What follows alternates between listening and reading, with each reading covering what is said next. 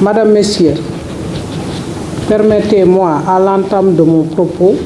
de souhaiter la bienvenue à Monsieur l'inspecteur de l'éducation ici présent, ainsi qu'au chef d'établissement, tout en les remerciant de leur disponibilité. Si on pouvait mettre les portables sous silencieux.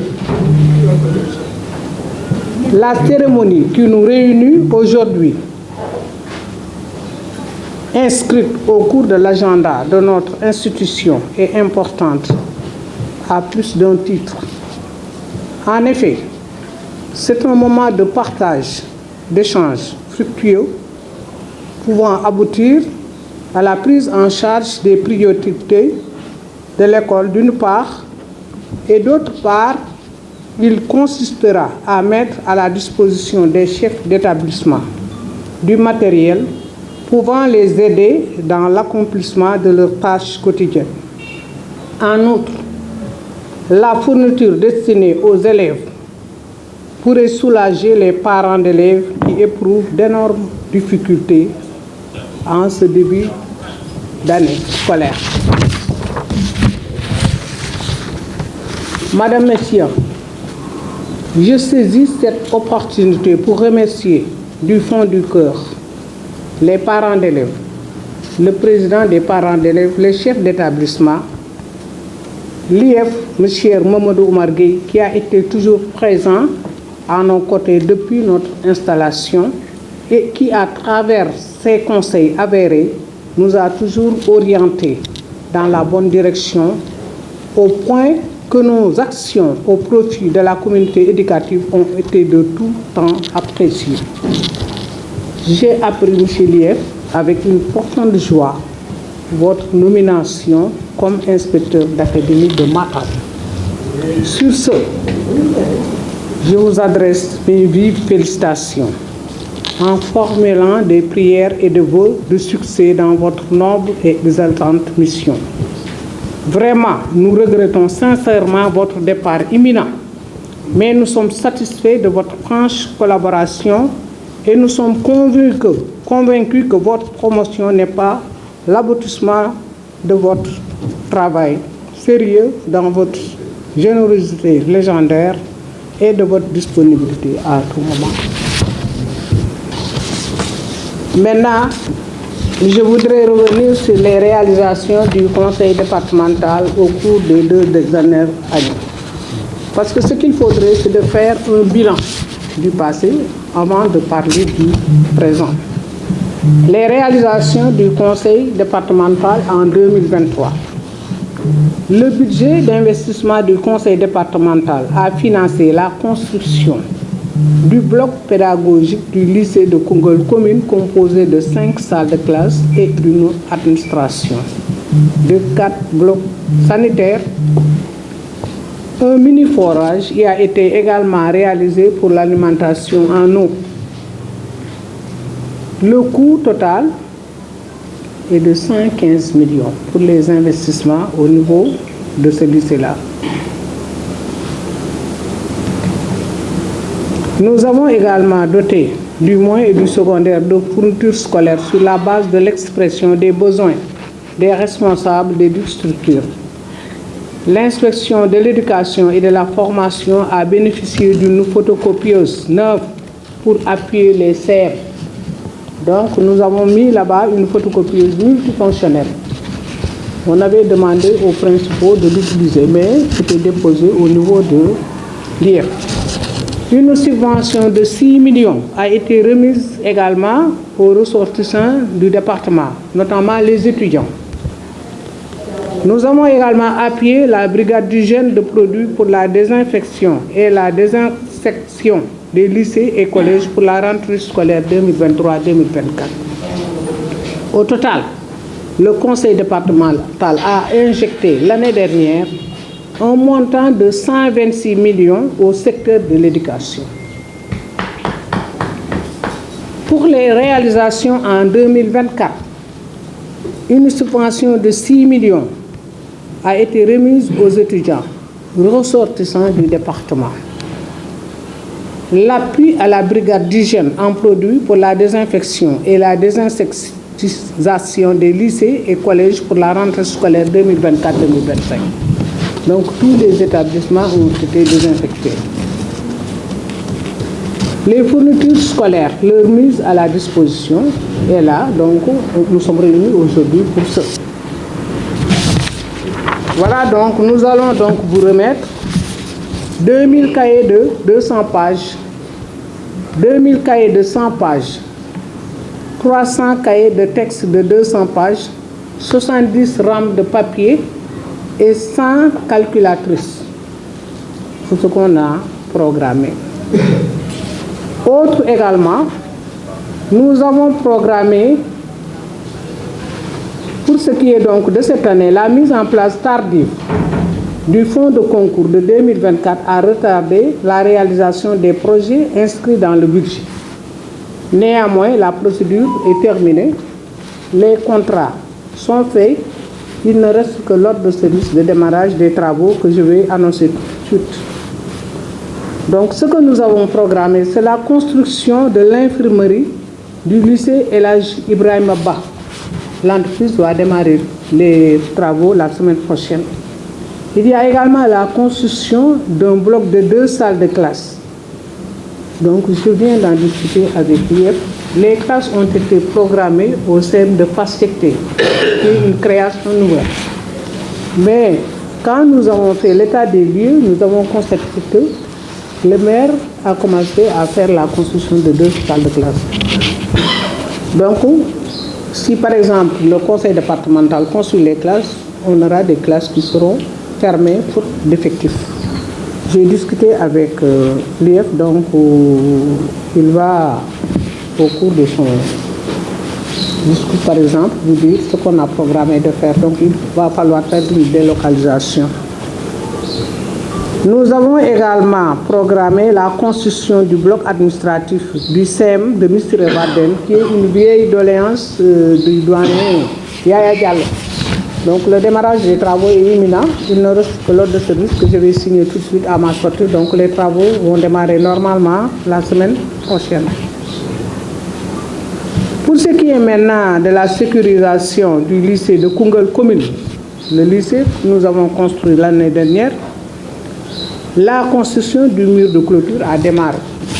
Je peux le dire parce que nous avons fait l'implantation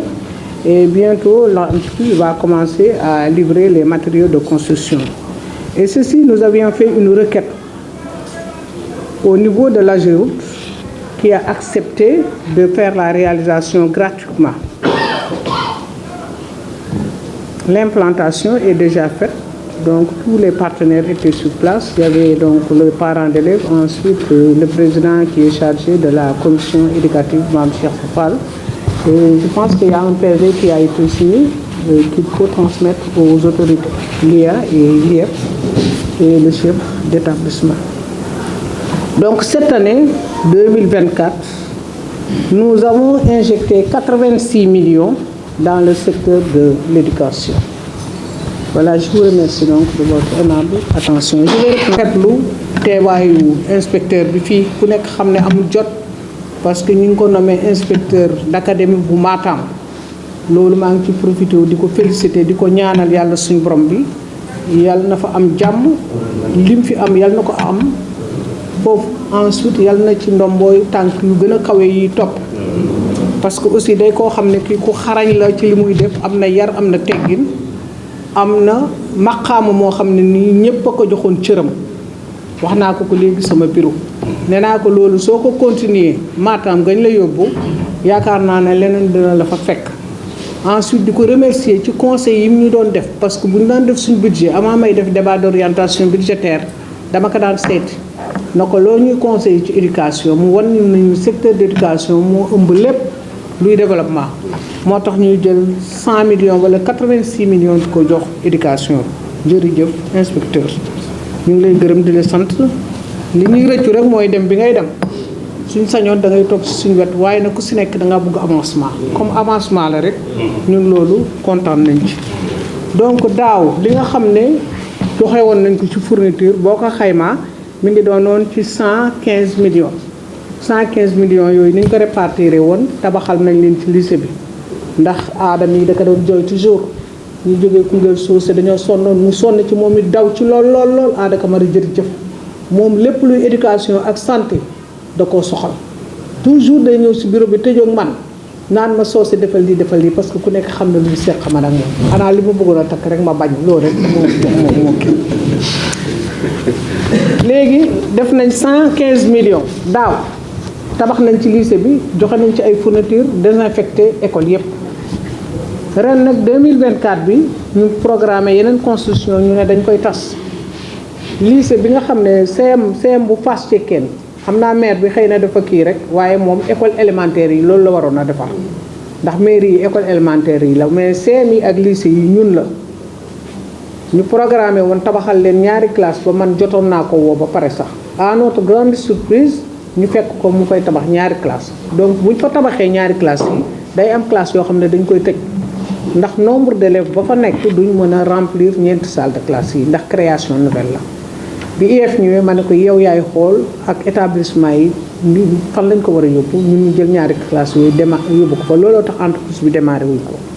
bu loolu aussi wéyee programmé nañ construction benn infirmerie ci lycée bi loolu aussi lycée bi laajoon na ko élèves yi laaj ko kilifa yi laaj ko ndax xam nga lycée yi des fois dañu am problème ay xale yi dañu def éducation physique ba pare daal di sonn wala ñu daanu ñaanuma ko le temps que ñu leen di yóbbu hôpital day am problème mais lycée bi ñun sax au niveau du conseil départemental dinañ recruter benn infirmier teg ko fa comme ça ku am problème balaa ngay dem hôpital nga yem foofu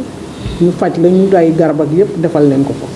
loolu démarrage bi c'est imminent def nañ ordre de service de démarrage bi tax signé ko rek moo ci des léegi lañ ko dugal sama bureau pour entreprise bi war koo démarrer bu loolu aussi wéyee ministre Wade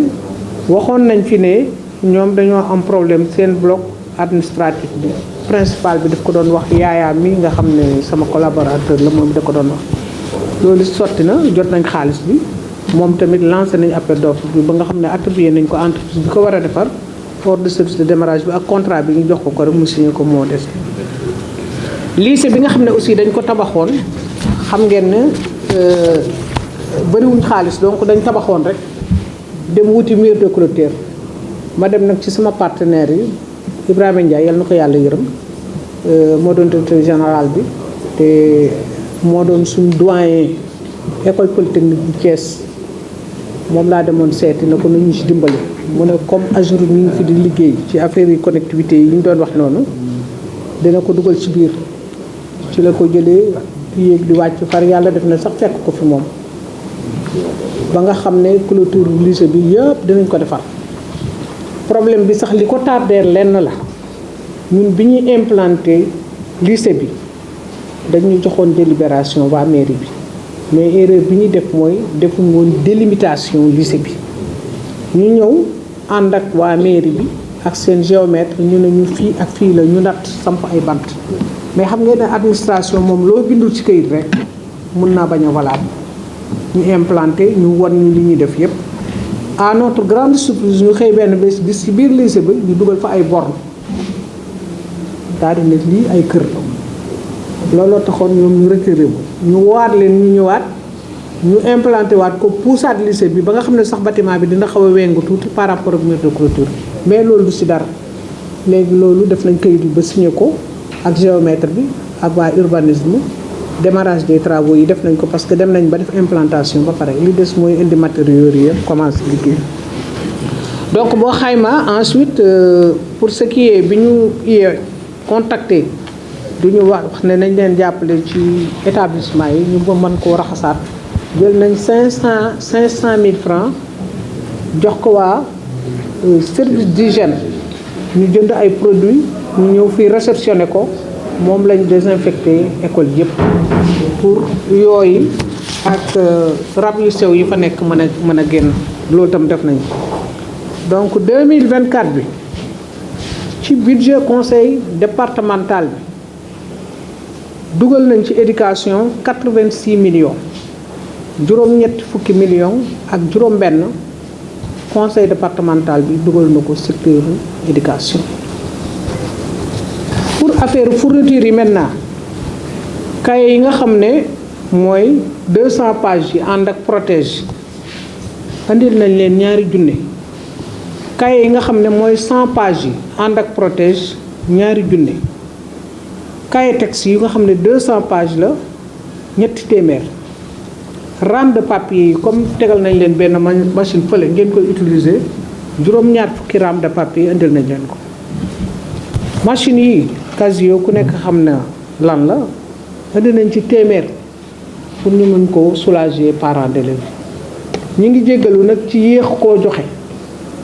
ndax fourniture yi ñëw na bu yàgg moo duggee mën nañu seede keroog bañ koy wàcce fa la ko fekkoon mais IEF comme dañ ko nommé IA man je tenais à ce que moom mu fekkee lii ndax moom liggéeyam la moom moo ñu ko ñaanoon moo ñu doon guidé moo ñu ko waxoon donc mënuñ ko woon a def ginnaawam ndax moo duggee sànq interpellé na ma ne ma parents d'élèves yi ñu ngi wax ne fourniture yi joxewuñ ko ba léegi mais yëpp ñu ngi fi woon heureusement moom it défendre nañu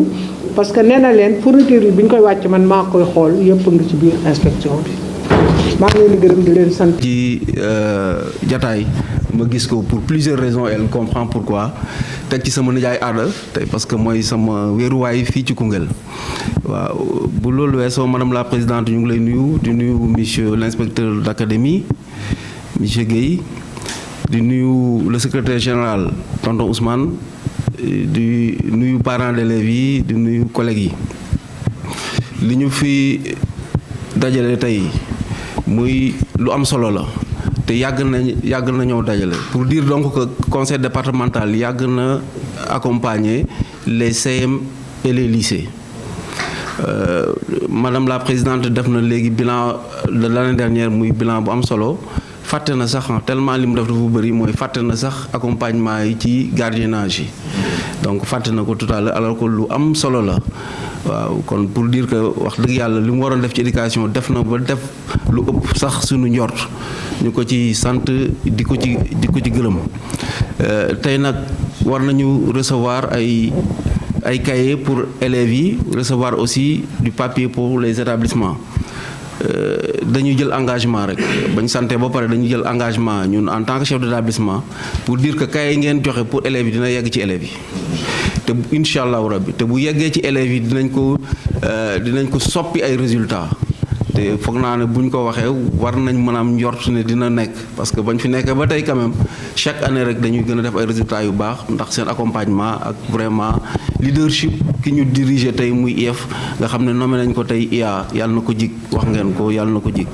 vraiment loolu lañ ci mënoon a wax rek di sant di gërëm jërëjëf merci. mbooloo mi ñu ngi sant yàlla bu baax di julli ci yonent bi sallallahu alayhi wa sallam di sant ay waajur di sant ñëpp ñoo xam ne teew nañ fi di commencer par la présidente du conseil départemental madame la présidente di ko nuyu en tout cas di rafetlu lii ni nga xam ne ñu ngi koy def tey daanaka niñ ko waxee ni tey bésu sant la ouverture ñëpp xam nañ ne dafa am yu bëri yoo xam ne daf koy laaj mais yàlla def na fii ci département Koungheul wax dëgg yàlla autorités locales yi dañu am yitte lool am en tout cas engagement boo xam ne chaque fois bu moment bi jotee dañ ci taxaw bu baax a baax te conseil départemental xam nañ ne moo nekk mooy le lycée yi collège yi ak la formation professionnelle mais président li ma mën a seedeel ci moom depuis bi mu fu nekkee yàlla def na musul yëkkati benn mbir boo xam ne bëgg na ko def ci éducation fekk man yëguma ko musul am yaakaar naa ñëpp xam nañu man du ma sol ay gants damay wax li ma xalaat rek lu ma mën a seede ci moom même bu dee benn visite bu simple la bëgg a def dans un établissement président daf may woo ne ma IEF lii ak lii laa bëgg ñu def ko bëgg ko def moo wax ko ci aussi ci li ma ci xalaat te lu ma ci gën a neex à chaque fois que bi ma ko joxee un conseil président musul def lu wuute ak conseil bi ma koy xalaat parce que elle a compris que ñun ay bras technique lañu collectivité territoriale parce que léeg-léeg nga wax nit xalaat mu ne la waaw mais mu dem defi leneen mais yàlla may na ma ak moom wax dëgg yàlla musuma jox consulter ma jox ko benn avis mu bañ ci tenir en compte. Donc présidente bés bu mel nii tey man li may mën a def rek mooy sant la gërëm la ñaanal la en tout cas conseil départemental yëpp bu ñu defoon nii éducation dans le moyen secondaire dina développer. Lu tax il fallait avoir du courage pour jël sa budget investissement yëpp nga ne dama koy def ci benn infrastructure. Tout le budget de l'investissement def ko ci construction au lycée bi nga xam ne taxaw na te xam ngeen combat bi ñuy def parce que bi ñuy ñëw fii ci Koungheul benn lycée kese moo fi nekkoon ñu fekk ne lii du yoon mais waxtaan di def yàlla def ñoom ñu engagé moom ci boppam mu jël daal di def loolu ñun tey dañ koy ndamoo. En tout cas man je suis très fier ci réalisation yi ngay def te dinaa ko waxtaan ko fu nekk un joyau bu mel nii collectivité territoriale tabax ko du ma wax ne amul demee bëriwul ci Sénégal R+1 avec toutes les commodités yoo xam ne soxla nañ ko ci wàllu infrastructure. Donc madame la présidente loolu kese doyoon na ci bilan léegi nag du ma wax yeneen ni ko principal waxee yeneen yi wax na fi implication bi d'abord parce que nit lu mu bokk ci mbir boo ko yëgalul boo ko wonul mën na demee neneen ci débat d'orientation musul am fii fekk jotuma sama convocation ak appel président du conseil départemental. Implantation wala visite d'un site relevant de sa compétence musul am fekk jotuma appel wala jotuma kii am. Remise de fourniture yaakaar naa bii depuis bi mu fi nekkee bii mooy peut-être 3e cérémonie boo xam ne dama koy teew te mënoon na wax ne parce que keroog bi may woo et je confirme fourniture yi ñëw ne yàgg na loolu mën naa ko confirmer fii parce que woo na ma bi moment fourniture wala ñëw wax na ma ko donc je confirme fourniture yi ñëw nañu depuis mais compte tenu de l'agenda keroog bi may mujjee woo maa ngi Kédougou ma nekk léegi mën ngeen ko def mais dama toogaat EG waan ma non président neen dafa bëgg nga teew te man tamit loolu moo ma gënal parce que balaa may dem bëggoon naa toog ak moom ak mbooloo mi yëpp daal di wax ak nit ñi donc président en tout cas fi nga ma teg yéeg naa ne daal am nga considération ci au-delà du secteur mais am nga considération ci man aussi en tant que personne maa ngi lay delloo loolu wax dëgg yàlla kontaan naa trop ci wàllu implication bi am na loo xam ne def na ko te limu ko mooy appui aux examens scolaires loolu limuñu ko fi te pourtant am na loo xam ne conseil bi da koy voté mais day gindi ci poosam daal di joxe loolu aussi lu ñu war a boole ci bilan bi moom comptabiliser wu ko mais c'est un bilan boo xam ne en tout cas secteur éducation ñun dinaa wax ci turu IA ñu ngi lay sant di la gërëm yaak conseil départemental bi yëpp di ci boole les chefs d'établissement parce que principal sànq wax na ko lépp lu ñuy def c'est des intrants c'est-à-dire dañ ko boole transformer en résultat te yaakaar naa résultat yi mën nañu yëkkati loxo ñun au niveau du département de Koungheul mën nañu yëkkati loxo ci wàllu CFE bi mën nañu yëkkati loxo ci BFM bi mën nañu yëkkati loxo ci baccalauréat parce que bu yemoon kese ci public bi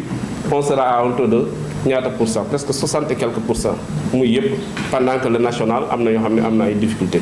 donc gàcce ngalaama président du conseil départemental et toute l'équipe mais aussi les chefs d'établissement ñoo xam ne ñu ngi accompagner ci loolu c'est occasion bu mel nii wax dëgg yàlla yaa ma ko may moo tax dama ci waxaale li nekk sama xol en tout cas je pars de Koungheul la tête très haute parce que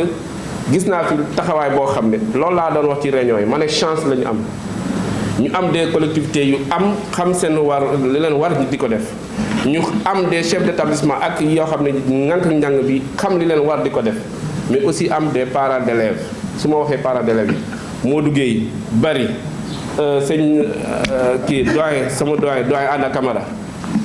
Sall buubu ak la doyenne balaa ci yooyu ñoom ñëpp saa yoo yëkkatee lu jëm ci éducation boo gestoo rek di nga gis kenn ci ñoom te loolu dafa am lu muy def nit ki boo ñëwee ñun missionnaire lañu dañoo ñëw mission mais soo gisee koo xam ne dalay accompagner ci mission boobu foo gestoo di nga gis ku nekk sa wet te loolu day maye doole nit nag balaa nga am sañ-sañ jël dara lu diis foog nga am ñoo xam ne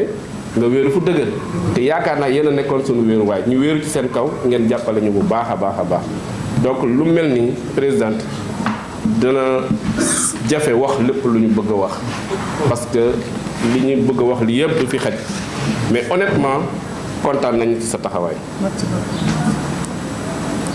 kontaan nañu ci sa taxawaay wax nañu loo xam ne ci biir am na loo xam ne mënuñu ko wax ci biti. parce que nit aussi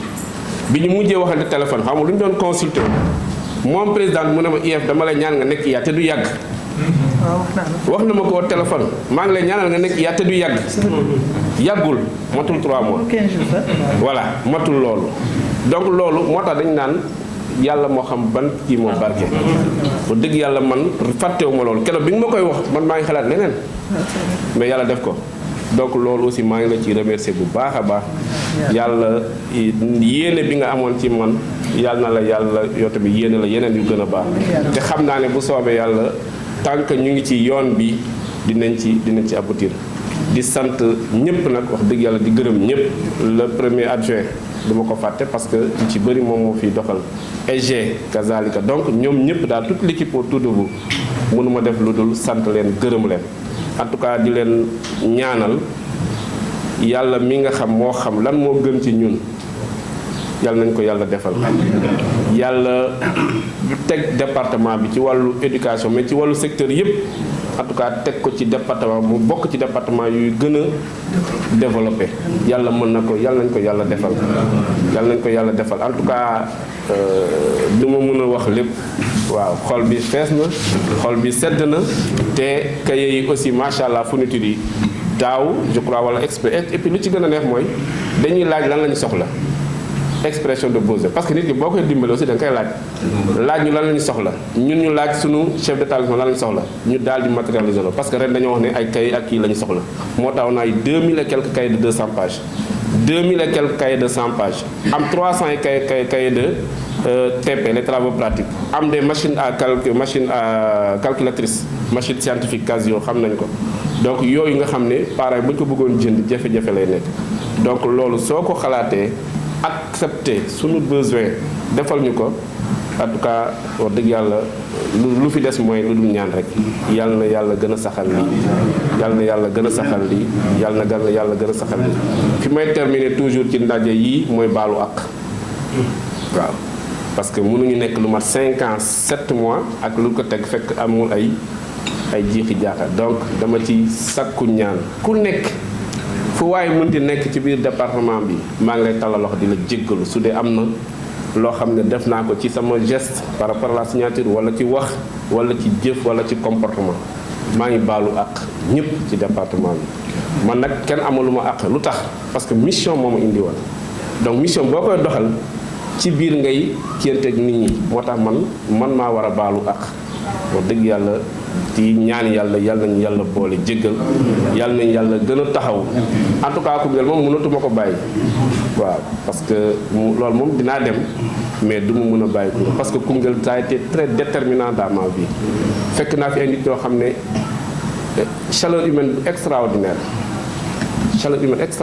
loo yëkkati rek nit ñi ne la ñu ngi nii